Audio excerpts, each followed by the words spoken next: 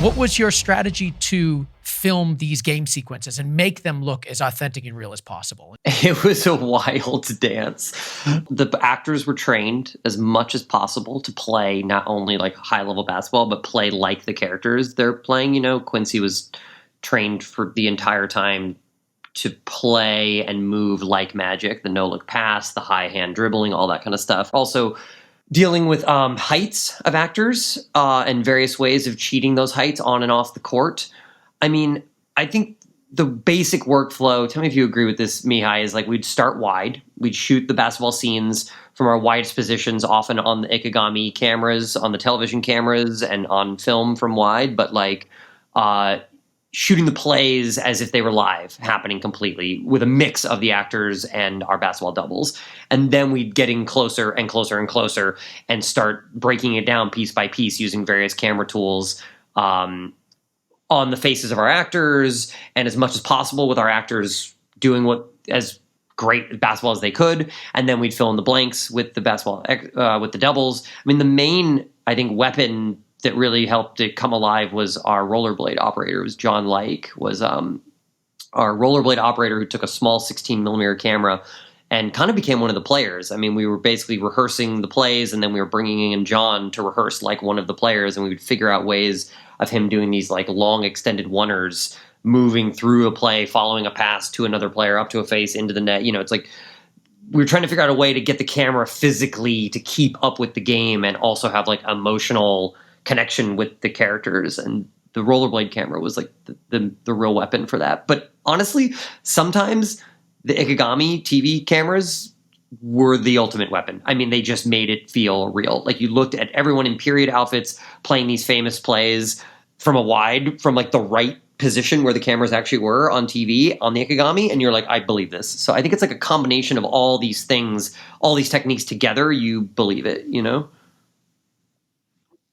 We were also lucky that we learned by doing without jumping straight into a real basketball scene. Because Todd, I think you had the Lansing basketball court outside, and we had the training camp, and it was like, okay, like if we screw up really bad, now it's the time to learn, and like we kind of brought everything. I remember we brought John for both of our pre-real basketball scenes, and we realized like, okay, these are the tools that really work, and these are the things we should try, and maybe we can experiment more in that area and so on. But it was definitely like in the real basketball scenes, we're like starting with the angles that we knew from real It broadcast. seemed like it would be you're so... right, Mihai, like I was just saying, it seemed just, I'm thinking just how overwhelming the challenge would be to keep track of all the shots and know, like, you know, the fact that you have to swap in doubles, and I mean, you're basically doing like action sequences the whole time. It's crazy. It's like choreography and action sequences all at the same time with multiple vintage cameras, or not vintage cameras, but multiple formats. It's like, it's crazy. Yeah. But you start, it is.